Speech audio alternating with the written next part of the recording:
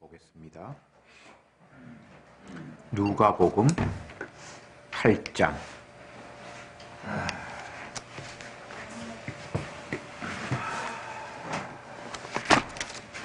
누가복음 8장 1절부터 15절 말씀까지 교독하겠습니다. 1절에 이후에 예수께서 각 성과 촌에 두루 다니시며 하나님의 나라를 반포하시며 그 복음을 전하실새 12 제자가 함께하였고 또한 그를 쫓아내신다 병고침을 받은 어떤 여자들 또 7 귀신이 나간 자 막달라 여자 한마리아와 또 헤롯의 청지기 구사의 아내 요한나와 또 수산나와 다른 여러 여자가 함께하여 자기들의 소유로 저희를 섬기더라. 각 동네 사람들이 예수께로 나와 물을 믿으니 예수께서 길로 말씀하시되 씨를 뿌리는 자가 그 씨를 뿌리러 나가서 뿌릴새 들은 길가에 떨어짐에 밟히며 공중의 새들이 먹어버렸고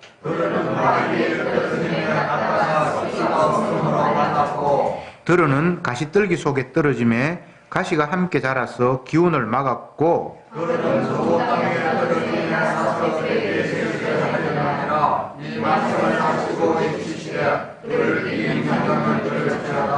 제자들이 이 비유의 뜻을 물으니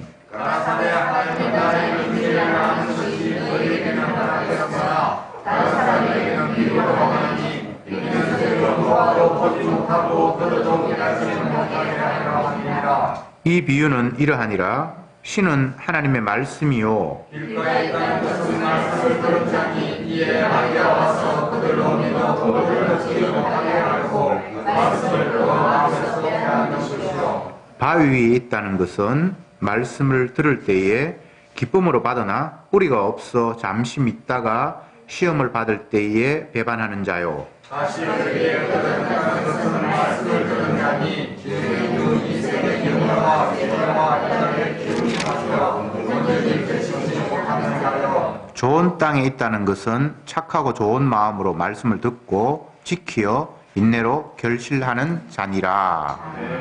아멘. 8장으로 넘어왔는데 그동안 예수님께서 갈릴리 중심으로 복음을 전하면서 사역을 하셨습니다. 이제 조금 범위를 넓혀서 각 성, 각 촌을 두루 다니시며 하나님 나라의 복음을 전파하신다. 이렇게 말씀이 시작이 됩니다. 그러니까 도시, 농촌 할 것 없이 골고루 전국을 순회하듯이 이제 복음을 전파하시는데 12 제자는 예수님의 그 일과들을 다 동행하면서 수행을 했고 또 그 12 제자 아닌 옛날에 병곤침을 받았다든지 귀신을 쫓아내어서 이제 건강하게 되었다든지 이런 여자 몇몇 무리들도 예수님의 가시는 일에 동행을 하면서 수종을 들었다. 그렇게 말씀을 시작합니다. 어쨌든 예수님이 복음을 전하면서 다니시니까 사람들이 소문을 듣고 모여왔고 예수님은 오늘 본문에서 이런 말씀을 시작하십니다. 어떤 사람이 씨를 뿌리는데 그 씨가 길가에 떨어지기도 하고 또 바위 위에 떨어지기도 하고 때로는 가시밭에 떨어지는 것도 있고 어떤 건 좋은 땅에 떨어지기도 한다. 이런 말씀을 예수님이 하셨습니다. 그러니까 제자가 궁금해서 주님 지금 무슨 말씀을 하시려고 그런 말씀을 하시는 겁니까? 그때 예수님이 대답하시기를 내가 비유로 말을 하는 이유는 들을 사람만 알아듣고 못 들을 사람들은 깨닫지 못하도록 내가 이런 말을 했다. 너희들은 알아들어야 하니까 내가 설명을 할게 라고 하시면서 예수님이 사람들 앞에 했던 비유에 대해서 하나하나 설명을 하셨습니다. 씨를 뿌리는 것은 하나님의 말씀이 뿌려지는 거다. 그리고 그 말씀 씨가 길가에 떨어지고 또 바위 위에 떨어지고 때로는 가시덤불에 떨어지고 이런 것들은 말씀의 씨가 뿌려졌지만 제대로 결실을 못하는 상황을 이야기한다. 그리고 마지막으로 좋은 땅에 떨어져서 많이 결실했다는 것은 복음을 받아서 하나님의 말씀의 열매를 맺은 자를 이야기하는 거다. 이런 이야기를 들려주셨습니다. 이게 오늘 저희들이 같이 읽은 본문의 내용입니다. 예수님은 어디를 가나 하나님의 나라에 대해서, 다른 말로 하면 복음에 대해서 말씀을 하셨습니다. 씨 뿌리는 이야기도 비유도 복음이에요. 기쁜 소식이죠. 복음. 그런데 우리가 이 말씀을 들으면서 약간은 보편적인 상식과는 다른 예수님의 의도들을 읽을 수 있습니다. 우리의 생각에 예수님께서 복음을 전파하신다고 하면 더 많은 대상이 이해를 하고 받아들일 수 있게끔 말씀을 하셔야 되는데 예수님은 그렇게 말씀하신 것이 아니라 귀 있는 자는 들을 것이다. 그리고 내가 굳이 비유로 말하는 이유는 깨닫지 못할 사람들을 못 깨닫게 하기 위해서 내가 이렇게 말한다. 비밀을 아는 것, 이것은 제한된 사람에게만 주어지는 혜택이고 나머지에게는 영원한 비밀이 돼야 된다. 이런 취지로 예수님이 복음을 전하고 계십니다. 우리의 생각과는 다르죠. 우리는 복음을 전할 때에, 쉽게 이야기하면 전도할 때에 한 사람이라도 더 많이 내가 전하는 복음을 받아들였으면 좋겠다라는 그런 마음으로 쉽게 이해될 수 있게끔, 상대가 납득할 수 있게끔 전하려고 안간힘을 쓰잖아요. 근데 예수님은 안 그래요. 조금 충격적이지 않습니까? 조금 세월이 지났는데 이 목사님이 책을 이제 낸다고 하시면서 제목을 지옥의 하나님으로 붙였다고 그렇게 말씀을 하셨어요. 그래서 이제 듣는 사람들이 야, 하나님을 지옥의 하나님이라고 굳이 이렇게 제목을 붙일 필요가 있나? 이런 생각도 했습니다. 이런 의도, 예수님의 이 오늘 비유에 나타난 의도와 유사한 생각을 가지고 지옥의 하나님이라는 제목을 붙인 거죠. 하나님이라고 이야기하면 당연히 천국 보내주시는 분으로 이해하고 따르고 생각하는데 그 하나님이 지옥 만들어서 지옥에 자기 백성이 아니죠. 갈 사람들을 보낸 그런 하나님이라는 사실도 우리가 간과해서는 아니 된다. 그런 의미겠죠. 예. 그리고 오늘 본문을 보면서 주님께서 하나님 나라 복음을 사람들에게 전파하는데 쉽게 알아듣게 납득할 수 있게끔 말씀하시면 좋은데 일부러 비유를 이야기하신대요. 비유라는 건 다른 것이 아니라 그냥 일상생활에 쓰였던 일을 그냥 썩 끄집어내는 거예요. 유대인들은 씨를 뿌릴 때 우리처럼 고랑을 만들고 그 밭에 씨를 심거나 뿌리는 것이 아니라 막 이렇게 막 흩어 뿌린답니다. 그러면 그게 뭐 길가에 떨어지기도 하고 돌밭에 떨어지기도 하고 가시덤불에 떨어지기도 하고 또 좋은 땅에 떨어지기도 하고 유대인들은 그렇게 씨를 뿌린대요. 그러니까 이 예수님의 이야기는 뭐 하나님 나라 복음을 이야기하는 것이라고 받아들이기보다는 그냥 유대인들의 그 씨 뿌리는 모습 그리고 그 씨가 떨어져서 결실하는 그 상황들 뭐 다 아는 이야기잖아요. 씨가 떨어졌는데 좋은 땅에 떨어지면 거기는 자라고 열매 맺을 거고, 뭐 길가에 떨어지면 당연히 뭐 사람들에게 밟히든지 아니면 새들이 와서 쪼아 먹든지 할 거고, 또 돌 위에, 바위 위에 떨어지면 뭐 습기가 없으니까 뭐 제대로 못 자랄 거고, 가시에 떨어지면 잠깐 자라다가 가시가 이렇게 찔러서 뭐 더 이상 못 자라고, 뭐 이건 특별한 일이 아니잖아요. 너무나 쉬운 일상을 예수님이 말씀하셨잖아요. 그런데 그 이야기 속에 주님이 담아내시고 싶은 의미들이, 복음들이 숨겨져 있는 거예요. 우리가 이 말씀을 보면 이런 생각을 할 수 있습니다. 아, 하나님의 말씀, 복음의 씨가 떨어졌다.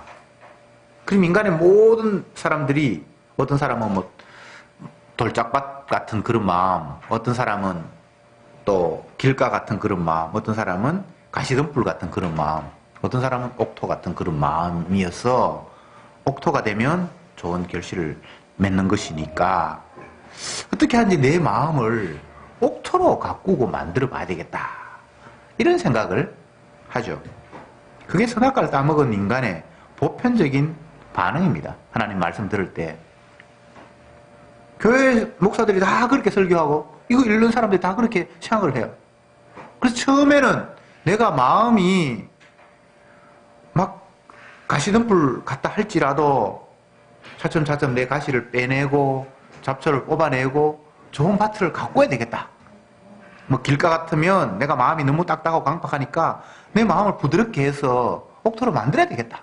뭐 이런 생각들을 한다 이 말이죠. 근데 그게 이상한 게 아니에요. 뭐 자연스러운 생각이에요. 근데 주님은 그렇게 말씀하시지 않았어요. 제가 첫 번째 이야기에서 주님이 복음을 전파하면서 많은 사람들이 알아듣도록 하는 것이 아니라 뭔가 숨기면서 알아들을 사람만 알아듣게끔 말씀을 전파했다. 이게 이제 독특한 거고, 그 다음 두 번째, 또 말씀을 하셔서 풀어서 해석해 줬는데 우리가 듣기에는 하나님의 말씀, 주님께서 전하시는 이 복음의 씨앗이 우리 인간의 마음밭에 떨어지는데 옥토가 돼야 좋은 결실을 맺는다고 하니까 내 마음을 옥토의 마음으로 바꿔야 되겠다라고 생각한다 이 말이죠. 근데 주님은 그렇게 말씀하시지 않았어요. 말씀 하나하나를 짚고 넘어가다 보면 한두 단계가 아니라 계속 단계마다 주님의 의도와 우리의 생각이 다르다는 게 자꾸만 밝혀져요. 성경은 예수 그리스도에 대해서 증거하는 책입니다. 그런데 이 성경을 읽는 우리들은 이거 읽어서 내가 어떻게 하면 덕 볼까? 이런 생각하면서 성경을 펼칩니다. 아닌가요? 다 그렇죠. 예. 주님은 그걸 의도하고 아시고 이 말씀을 우리에게 주셨어요. 그러니까 여러분들이 너무 자책하지 마세요. 아이고 하나님 뜻하고 내가 너무 다른 생각을 했네, 미안하다. 뭐 물론 죄스러운 건 맞는데 어쩔 수 없어요. 예. 그런 생각이 드는 걸 뭐 어떻게? 간음하지 말라는 예수님 말씀을 보면서 바리새인들은 나는 간음 안 했지롱. 저 여자는 간음하다가 현장에서 붙들려서 말씀대로 돌에 맞아 죽어야 돼. 이게 특별한 사람들의 생각이 아니라 보편적인 사람들의 인식 구조예요. 그 사람이 특별히 악한 게 아닙니다. 사람들이 다 그래요. 그런데 주님은 그런 당연한 생각을 가지고 있는 그들에게 죄 없는 사람이 먼저 돌로 쳐라. 근데 그 전에 물론 땅바닥에 뭐 손으로 쓰고 뭐 그런 게 있어요. 정확하게 그 내용을 기록하지 않았으니까 모르지만 다른 예수님의 많은 말씀을 통해서 유추해 본다면 여자를 보고 마음속으로 음욕을 품어도 이미 가늠이다. 그런 말씀을 하셨기 때문에 그런 관점에서 과연 간음 안 한 사람이 있는가? 탐내지 말려고 그랬는데 이쁜 거 보고 아름다운 걸 보면 그냥 갖고 싶은 거예요. 그건 뭐 다른 뭐 어떻게 설명이 필요 없어요. 그냥 견물생심이라. 보면 갖고 싶어. 이걸 막을 수 있습니까? 에이, 안 봐야지. 그거는 해결 방법이 아니에요. 주님이 말씀하시는 것은 당신의 뜻을 전하는 것이지만 그 당신의 뜻을 전하는 그 범위 속에 우리가 하나님의 뜻과 전혀 다른 완악한 죄인이라는 사실까지를 다 담아서 이야기를 하고 있어요. 그러니까 주님의 뜻을 깨달을 때는 내가 주님의 뜻과 정반대인 완악한 죄인이구나라는 것과 함께 하나님 말씀을 깨닫게 돼 있어요. 하나만 깨닫는 게 아니에요. 어떤 사람은 자기 자신이 죄인이다, 죄인이다, 내 탓이야, 내 탓이야 이렇게 치니까 자기는 은혜 받았다, 주님의 복음을 안다라고 이야기하는데 그렇게 해서 복음을 깨닫는 게 아니에요. 주님의 말씀에 오로지 예수님만이 이 세상의 주고 나의 주구나, 모든 것이 다 예수님 중심으로 돌아가는구나, 그분이 자기 뜻을 위해서 세상을 만드셨고 운행하셨고 결론 짓는 것이 우리가 보는 세상이구나, 나도 거기에서 벗어나지 않구나, 이 주님의 이 계시의 말씀도 예수님의 주되심을 드러내기 위해서 우리에게 주셨고, 세상에 움직이는 지극히 작은 것 하나, 참새 한 마리가 뭐 서로 거래되고 하는 것 모두가 다 주님의 뜻 가운데서 움직여지는구나라는 것을 깨달음과 동시에, 그럼에도 불구하고 나는 내 뜻대로 모든 것을 이루려고 하는 정말 완악한 죄인, 예수가 주가 아니라 내가 주가 되어서 살려고 하는 이 완악함이 함께 깨달아진단 말이죠. 그럴 때 그게 복음이 깨달아진다라고 이야기를 하는 거예요. 예수님께서 우리를 위하여 저주를 받은 바 되사 우리를 율법의 저주에서 속량하셨다. 사도 바울이 갈라디아서에서 그렇게 편지하면서 썼어요. 그리스도께서 저주를 받았대요. 저주 받아야 될 이유도 없는 분이. 왜? 우리를 저주에서 끄집어내려고. 그러니까 이 말씀을 듣고 사람들이 또 어떻게 착각을 하는가 하면, 아, 주님이 내 받을 저주 대신 받아서 나는 이제 땡 잡았네, 아, 고마운 분이다 라면서 신나게 이제 사는 거예요. 왜냐하면 율법의 저주에서 자기가 이제 해방이 됐으니까. 그런 생각 들죠? 근데 성경을 쭉 보면 우리 자유롭게 살라고 율법에서 저주에서 끄집어낸 것이 아니라 예수님이 주라는 사실, 그분의 긍휼과 사랑이 아니면 누구도 살 수 없는 것이 이 세상이라는 사실을 알게 하기 위해서 주님은 자기의 택한 백성을 율법의 저주에서 끄집어낸 거예요. 그러니까 예수님은 어떤 일을 하셔도 어쩌면 좀 이게 인간적으로 볼 때 치사할 수 있는데 자기 돋보이려고 하시는 거예요. 자기 돋보이려고. 사람들 가운데 그런 사람들 있잖아요. 뭘 해도 지 돋보이려고. 예수님이 그런 분이에요. 오로지 자기만 돋보여야 돼. 자기만 주가 돼야 돼. 그걸 위해서 하셨지 누구를 유익하게 하기 위해서 하신 분이 아니에요. 그게 성경이에요. 그게 주님이에요.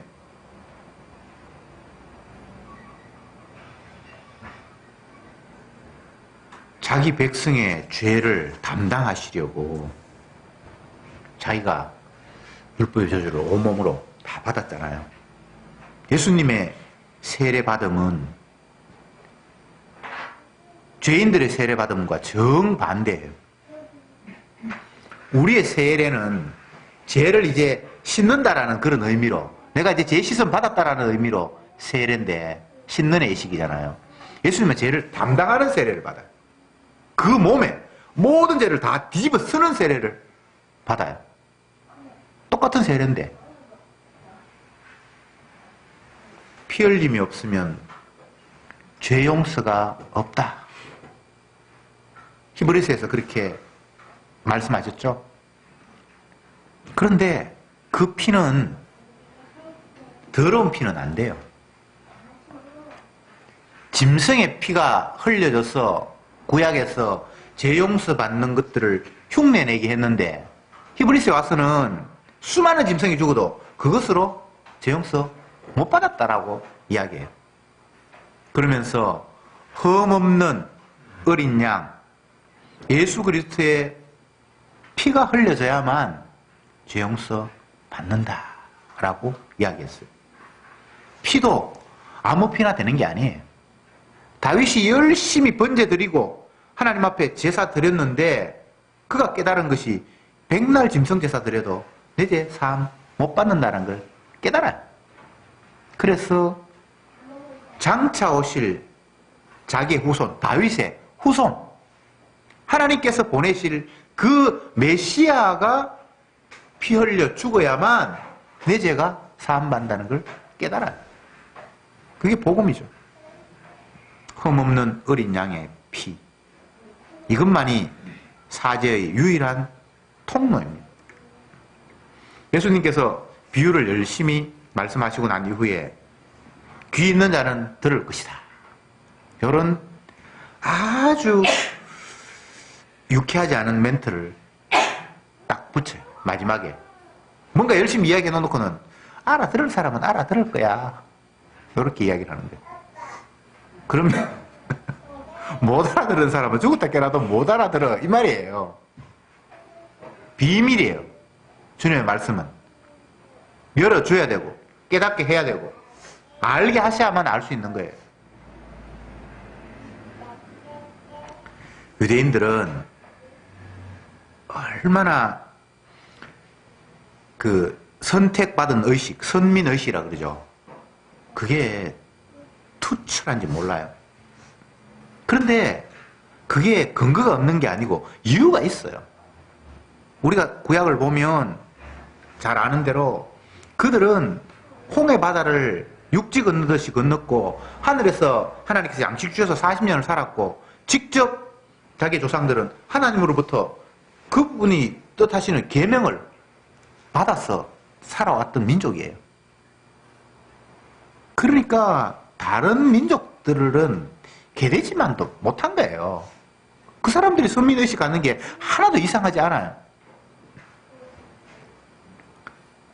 드라마의 사극을 보면 왕자들이 늘 이제 왕궁에 있다가 한 번씩 행차를 나가는데 행차를 나가면 그 동네 사람들이 왕자가 지나간다고 길을 비키고 꼬마 아이들이 뭐 놀고 흙 만지고 놀다가 그 왕자가 지나간다고 다 길을 비키잖아요. 근데 그 왕자가 왕궁을 벗어나서 길가에 있는 그런 사람들을 보면서 자기하고 똑같은 사람이라고 인정하겠어요?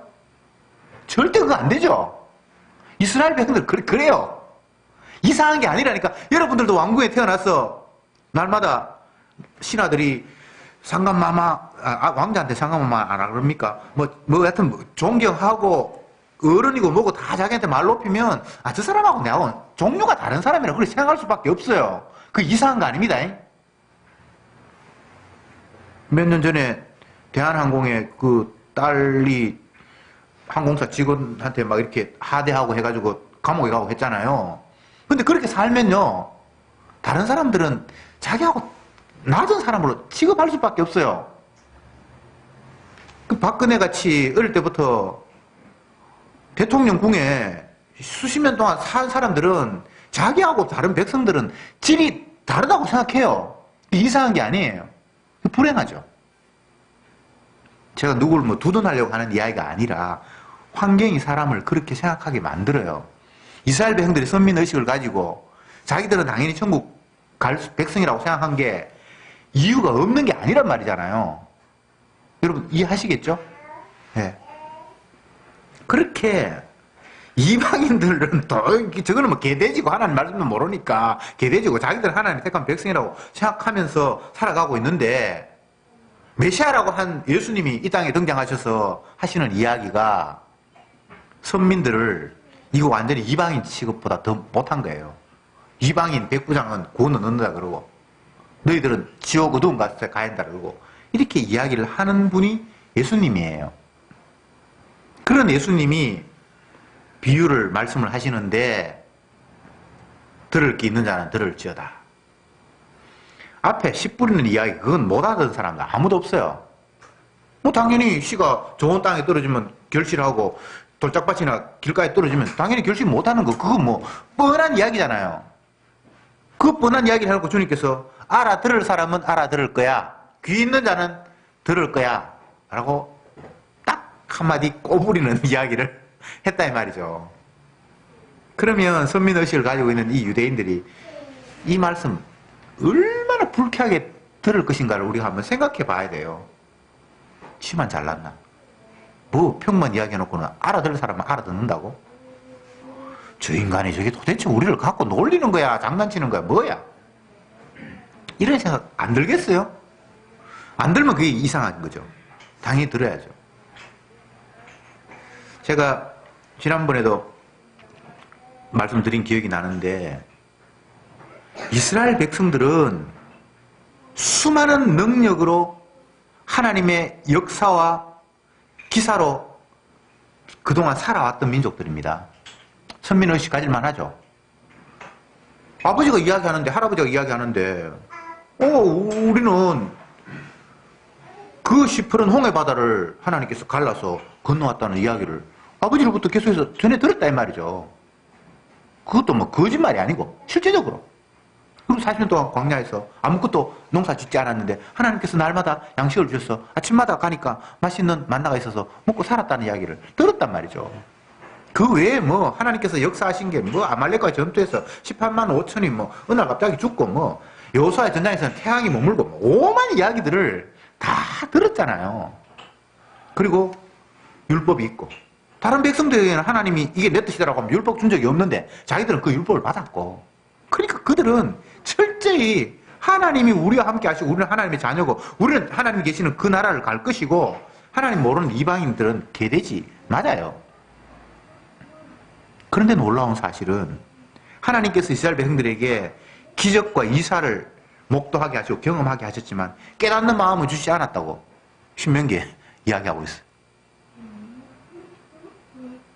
그걸 그들이 간과한 거예요. 기사, 이적 다 베풀어 주셨어요.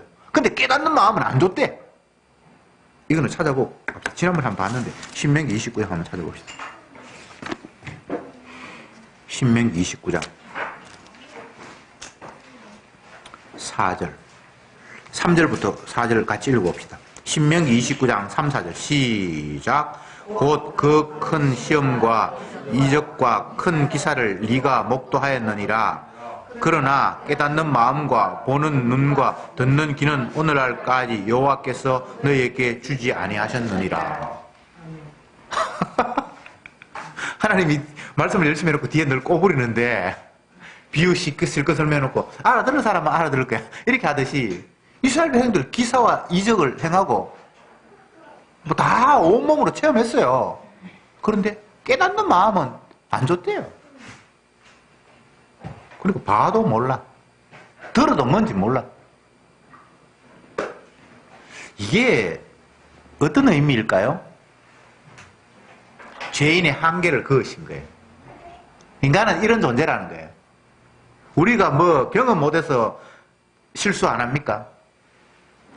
알아도 그 길로 갈 수밖에 없는 게 인간이에요.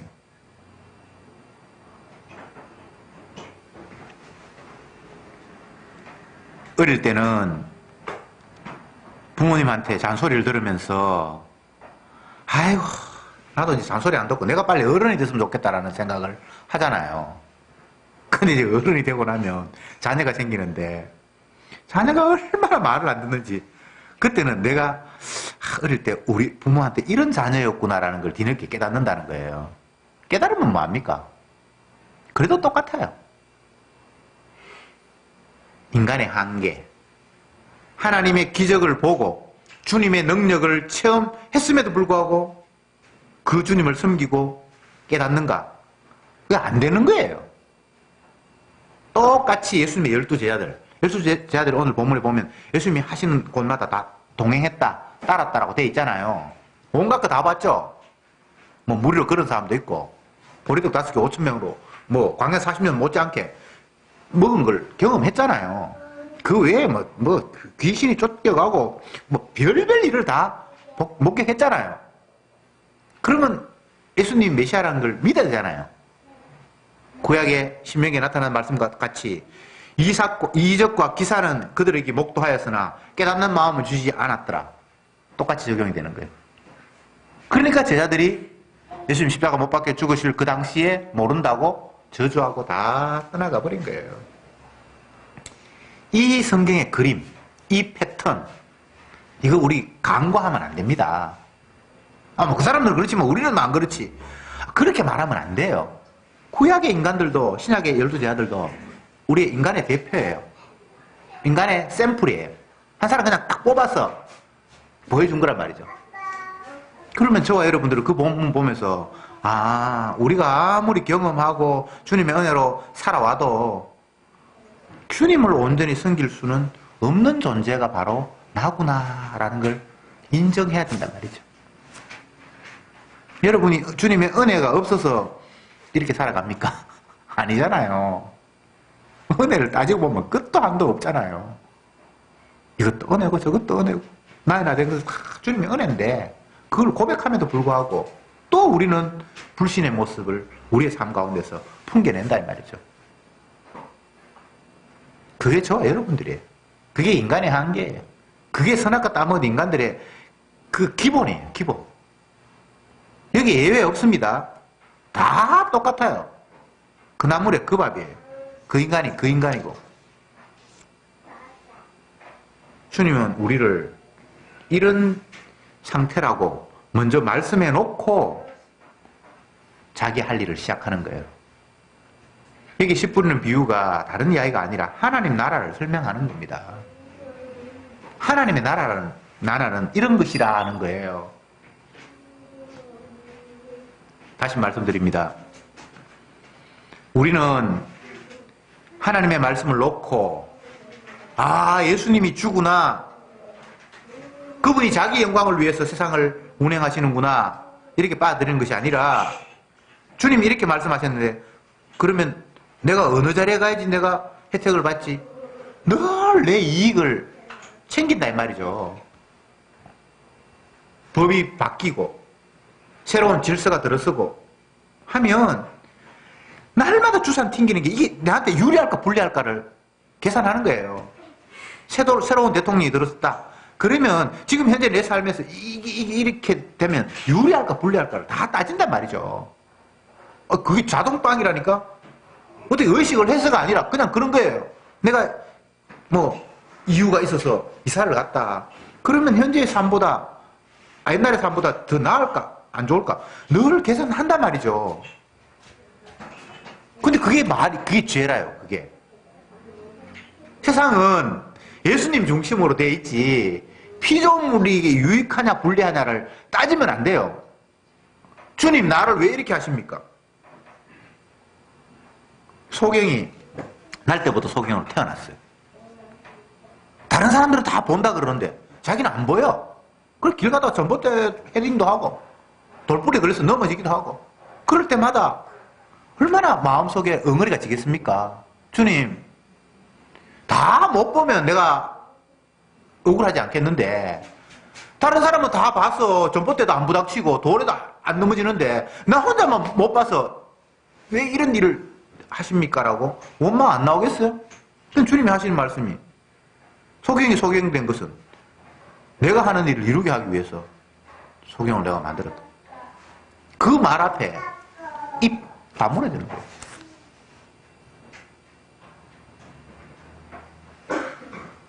우리는 나밖에 몰라요. 근데 주님은 시작부터 자기 계획이 있었어요. 자꾸 왜 이러십니까? 왜 이러십니까? 그런데 그 앞을 생각해보면 다 그럴 만한 이유가 있어요. 우리는 모르잖아요. 기껏 내가 기억나는 거, 이 땅에 태어나서 겨우 기억하는 거, 4살부터, 5살부터 생각하는 거, 그 바탕에서 맞다, 아니다라고 생각을 하는데, 주님은 창세 전부터 미리 모든 걸 다 계획해 놓으셨잖아요. 합리적으로. 그러니까 자꾸 내 좁은 소견을 가지고 왜 이럽니까, 저럽니까? 라고 그렇게 물음을 달면 안 돼요. 그것도 자꾸 내 중심으로, 내 불편하니까. 하나님 왜 이렇게 하십니까? 저렇게 하십니까? 그런 거 물으면 안 돼요. 근데 뭐 안 묻습니까? 날마다 묻지. 여러분만 묻는 게 아니에요. 사도들도, 선지자들도 똑같이 물었어요. 주님, 몸에 이 가시 이거 너무 힘듭니다. 뭐 엘리야뿐만 아니라 뭐 사도 바울, 뭐 구약 신약 할 것 없이 믿음 좋은 사람, 뭐 아브라함 뭐 할 것 없이 다 똑같이 자기 중심적으로 주님 중심으로 이끌어가는 그 언약에 대해서 시비를 걸었단 말이죠. 주님 왜 이렇게 합니까? 아들 준다고 했는데 왜 아들 안 줍니까? 다 그렇게 원망을 했어요. 그런 걸 보면 성경을 보면서 위로가 좀 돼요. 아, 나만 너무 완악한 사람이 아니구나. 인간은 이상하게 커다란 무리 속에 자기를 담그면 평안을 느껴요. 죄를 지어도 뭉티가 한꺼번에 다 지어지면 조금 안심이 돼. 그것도 엉터리예요, 그것도. 어쨌거나 이래 보나 저래 보나 인간은 죄인이에요. 다시 본문으로 돌아가서 주님은 씨 뿌리는 비유를 말씀하시면서 누구를 천국 넣어주고 어떻게 하면 내가 천국 갈까 이런 데 관심이 있는 것이 아니라 하나님이 하시는 일은 자기 건질 사람 건진다는 거예요. 그게 끝이에요. 뭐 우리가 뭐 어떻게 나를 바꾸어서 돌짝박 같은 내가 마음이 옥토가 되고 뭐 그런 이야기를 주님이 하시는 게 아니에요. 그냥 결실할 생명이 있고 하나님 말씀 받아서 결실할 생명이 있고 결실 못할 생명이 있다는 거예요. 그게 이 세상의 모습이라는 거예요. 그러니까 너희들 다 천국 가는 거 아니고 너희들 가운데 천국 갈 사람, 내 말을 받아들여서 깨닫는 사람 있고 그들은 천국 간다는 거예요. 뭐 단순하잖아요. 인간이 뭘 할 게 없다니까요. 뭐 어떻게 뭘 할 수가 없어요. 그냥 이건 주님의 사역을 이야기하는 거예요. 하나님이 세상을 이렇게 다스리겠다는 거예요. 자기 건질 백성 자기가 알아서 건진다는 거예요. 그거 외에는 뭐 다른 게 없어요.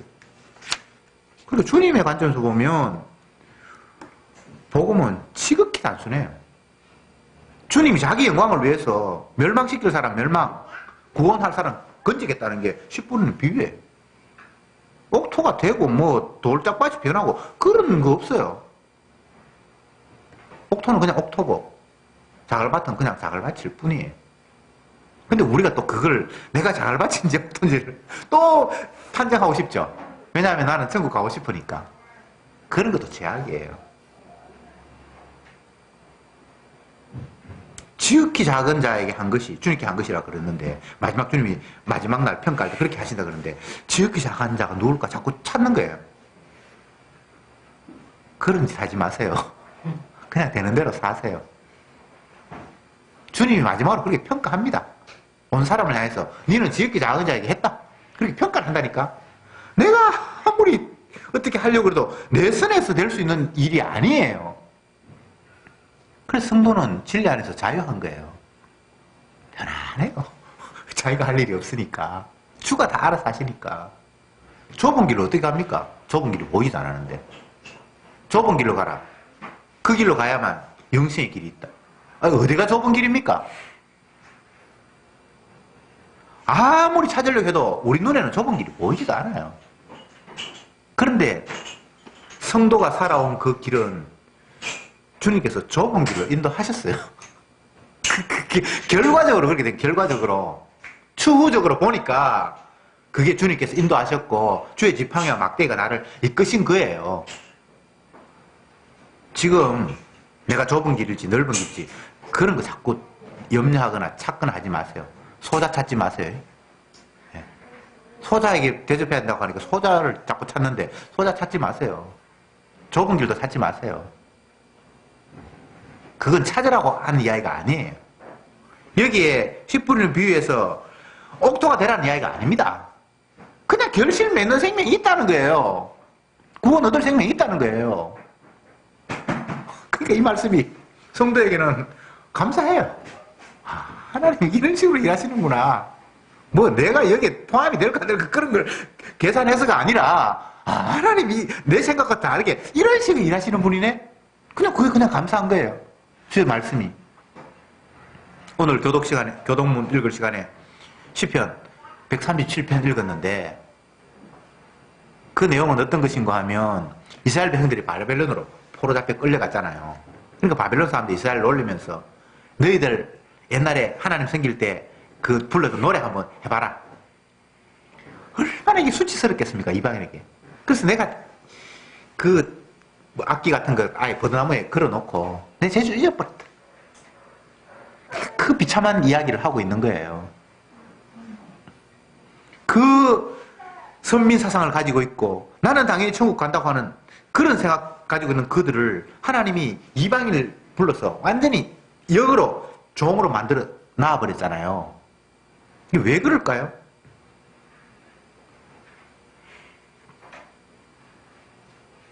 결론적으로 이야기하면 그 어떤 인간도 구원을 꿈꾼다거나 복을 생각하는 그 자체가 있을 수 없는 이야기라고 하나님께서 말씀하시고 싶은 거예요. 내가 너희들에게 율법을 주었지. 그래, 너희들 율법 받은 거 맞아.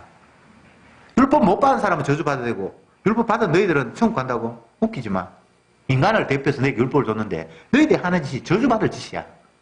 물론 율법 못 받은 사람 당연히 저주고 이스라엘 백성들을 뭣도 모르고 포로 끌려가서 종살이 시킨 그 바벨론도 멸망받아야 되고 선민사상 가지면서 우리는 이방인에게 짓밟히면 안 된다라고 생각하면서 그 밑에 간 그들도 멸망받아야 되고 모든 인간들이 하나님 말씀 앞에 저주받아야 되지 복을 받다거나 천국을 꿈꾼다는 그 자체가 말이 안 된다고 보여준 것이 성경 이야기예요.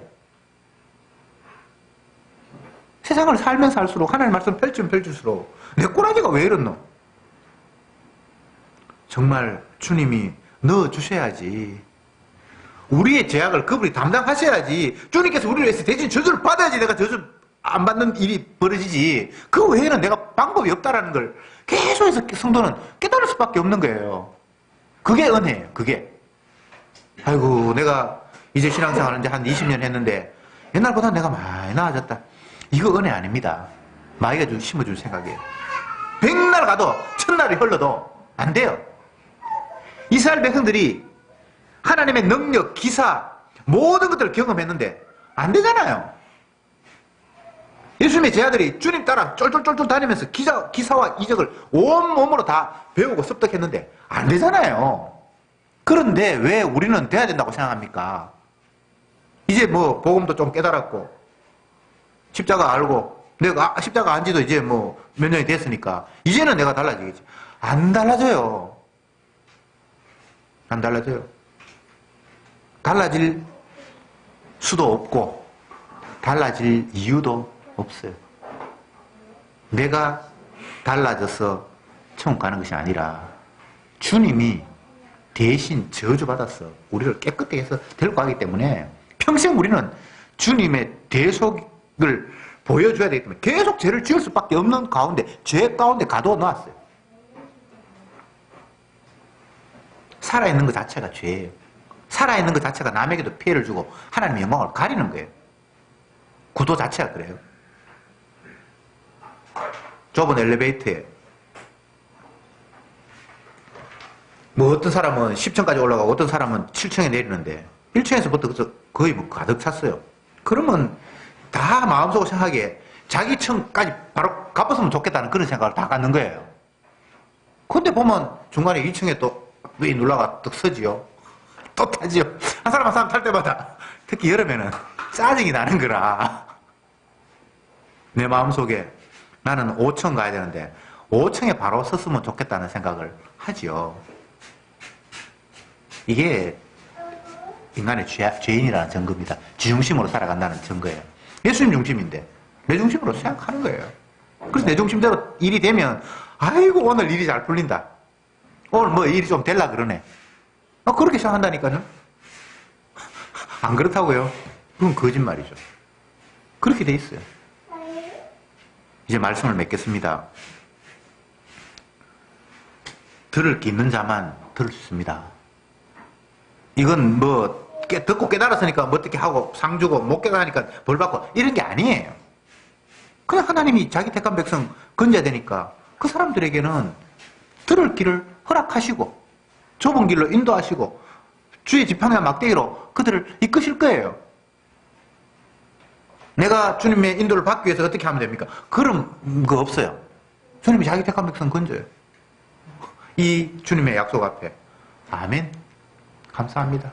주님이 주니까 당신 뜻대로 하셔야지요.